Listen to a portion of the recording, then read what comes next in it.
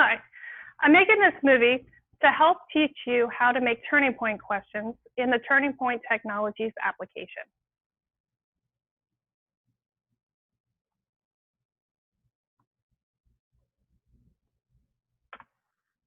The Turning Point app is an app that you can download onto your computer. When you have this app downloaded onto your computer, you can make questions even if you're offline, and that's why I prefer to download the app. There is also a cloud version of Turning Point, which you can use to do other things like make online modules, and that will be included in an additional video. If you go to the Turning Point Technology page on the internet, you can find the download that you need to install the application onto your computer. For example, I have a PC, and so I would want to install it on my computer, and so I would download it here. They usually ask you to make an account if you haven't made an account yet, and it's a free account that you get through Tulane. They also have no install versions.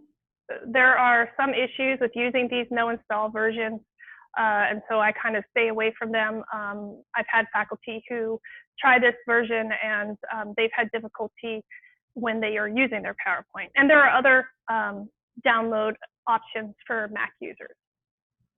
Once you've downloaded the app symbol looks like this, and you can open the app by double-clicking on it.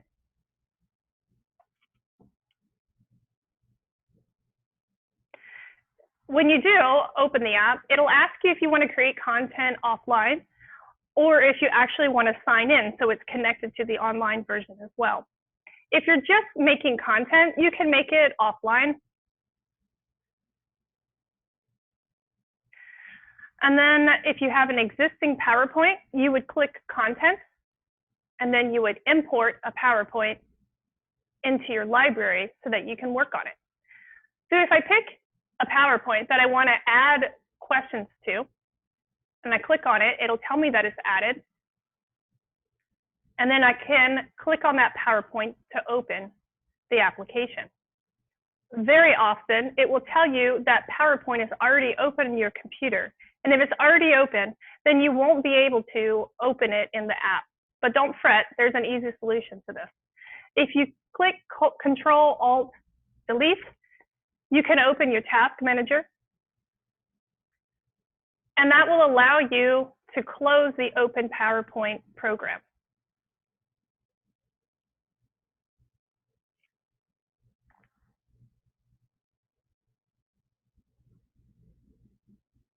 So you find Microsoft PowerPoint in the list, and you end that task. That should enable you to open PowerPoint. Once your lecture is open in PowerPoint, you will see an additional toolbar at the top of the PowerPoint toolbar, and it will say Turning Point. This is usually not present when you open PowerPoint, so now you know that you actually have the correct application open and that you're actually opening your PowerPoint in Turning Point. If you don't have that toolbar, then you must not have remembered to open Turning Point and import the PowerPoint as I just showed you. So now you can see my lecture. This is my typical lecture. It doesn't have any questions in it. And now I want to add questions. So if you go to the place in your lecture where you want to add questions, I'm gonna start here. Then you can click on New, and then you can pick the kind of question type that you want to add. Multiple choice is the most popular question type.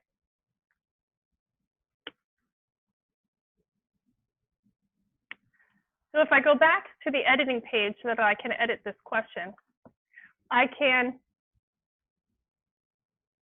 put in my question that I want to ask my students, so where I can actually put in a real question. Let's just say I just wanted to see if they were listening to my mini lecture on the usual and the saccule development. And then I can put in some distractors,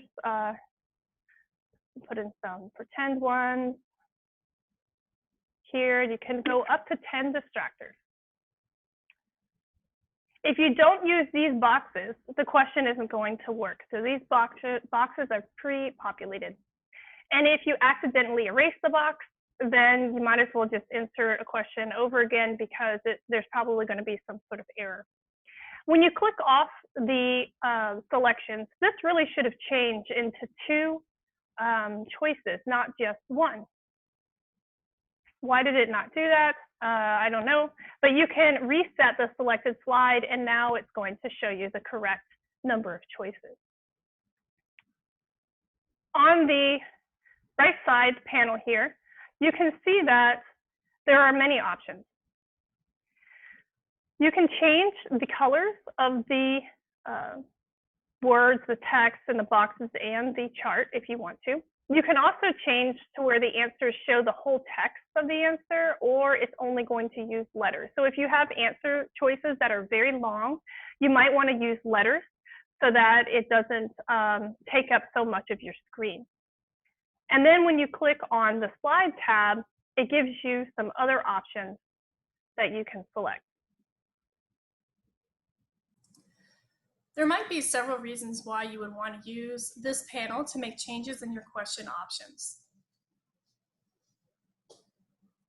The one that I use the most is I click on the multiple response box, and that allows me to make distractors, some of them, that are partially correct, and then that can stimulate discussion in the class. And I usually will write, if I do that, I write up here,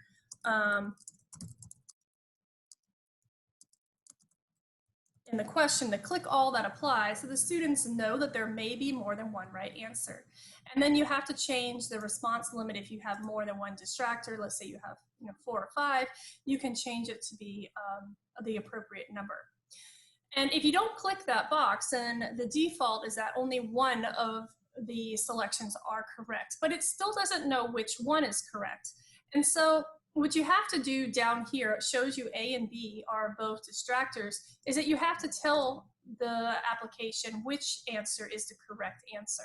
And so now it knows that if students select B, then it's going to give the students points, and the correct point value is set at 1.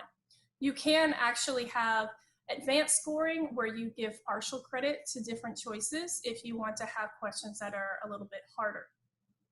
The other thing that I like to do when I give a question is I like to add a check or a box at the end to show if the question is correct. So right now, what my question is going to look like is this. So the poll will be open when I'm in class, and I will have the students click the correct answer. If they click A or B, and then at the end, it is going to give how many students picked which answer, but it doesn't tell them which answer is correct. So when I make the next click on my mouse, it's going to go to the next slide. Oftentimes, you don't want to have to tell the students, A or B is the correct answer, and so you have to add an object. How you do that is under the Turning Point tool tab, you click Objects and Correct Answer Indicator. I like to use the blinking rectangle. Everybody has their choice of which one they like to use. So now if I go into the question, it's going to look like this. It's going to ask them to select. They select which one is correct. It still tells me what the students chose before I click the button one more time, and it will tell them the right answer. And so I can decide when I want to let them know what the right answer is so I can stimulate discussion. And then I click a second time and it tells them what answer was actually correct. And so now my question is complete. Usually I'm pretty happy with that. If you want to add a picture to your question, then you're going to have to be creative about moving around the chart, moving around the distractors, and making room. You don't have to have that, move that at the same time, and making room for a picture. So if I come to insert a picture, just like I would do on any PowerPoint slide, I can come into my picture, I can insert my image. Certainly this doesn't go with the material, but just roll with it right this second, please. So here, the image is actually not anything that was preset by the Turning Point technology application. It's just an image that I imported into the PowerPoint slide like I would do in any other fashion. And then I can change my question to be, you know, which cell is in the middle. I can even add an arrow to it if I wanted to add an arrow. So I could say, what is the name of the cell at the tip of the arrow? I would probably change the arrow to be brighter and bigger, and now I have a new turning point question. You can also duplicate questions. If you, let's say you get the colors all the way that you want them, and you just, or you have the format the way you want them, you can duplicate the slide just like you would duplicate a slide in PowerPoint in any other fashion, and you can move them around in your PowerPoint. And so I also want to show you one other question type. Go to the Turning Point tab, I click New. You could do short answer in word clouds where students can type in things. But one of the questions that I like to use a lot is called a hotspot. For a hotspot question, you have to choose a picture. And I'm going to choose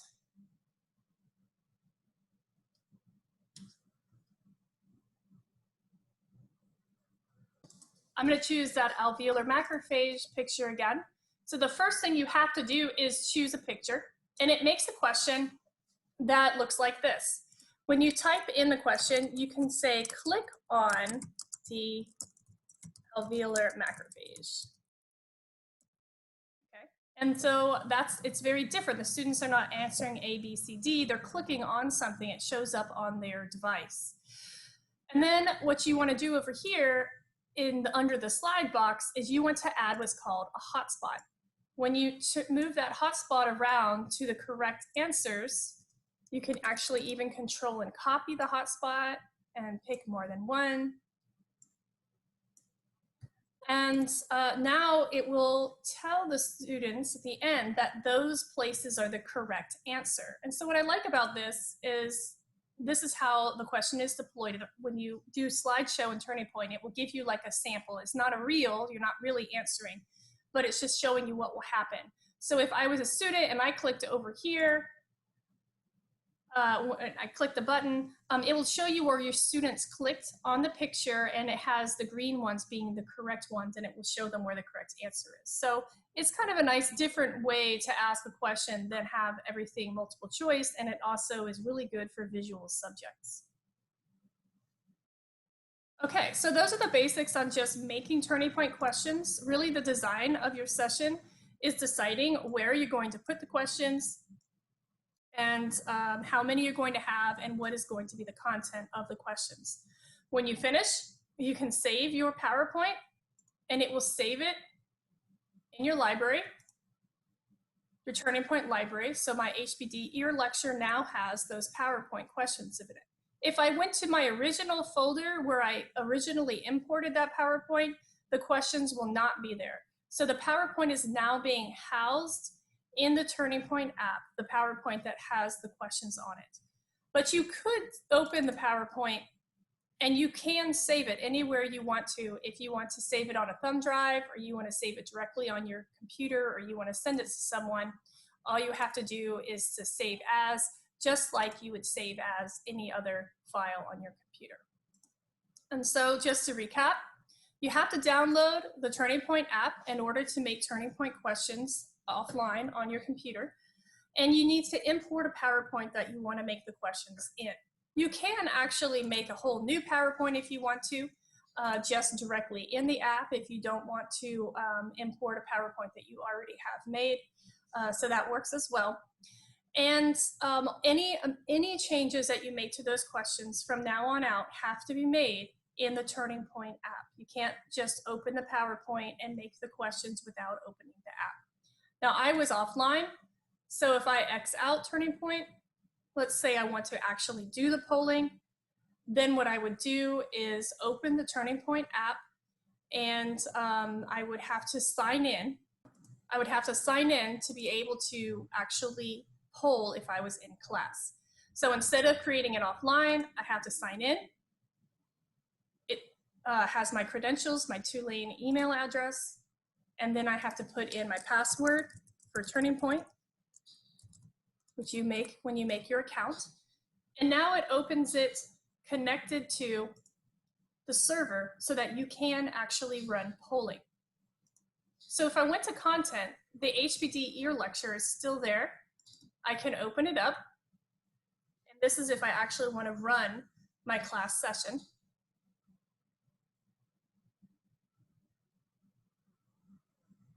And you can see, here's my hotspot question. And here is 1, 2 of my multiple choice questions. So my questions are already there. You have to click on mobile responses to start your session. And it's going to give me a random session ID. And then you start session. It tells me what my ID is at the top of the screen. I find it easy to put it at the beginning of my slide in a text box so that the students will know what the session ID is ahead of time.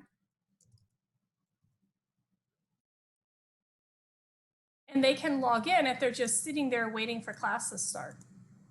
I might even add session ID just to make it easy for them. And now if I have my PowerPoint pulled up at the beginning of class, they know it's going to be Turning Point and they know to sign in. The other cool thing you could do is you can copy and paste it into your chat box so that if students join later on in the session, they know what the session ID is going to be. So I hope that's helpful. At the end of the session, when you close the session, if you have any data to be saved, it will ask you if you want to save the student data, and you can choose yes or no, and you can save your PowerPoint just as if you would have saved any other PowerPoint. I hope you find this helpful. If you have any questions, please feel free to contact me. Thank you.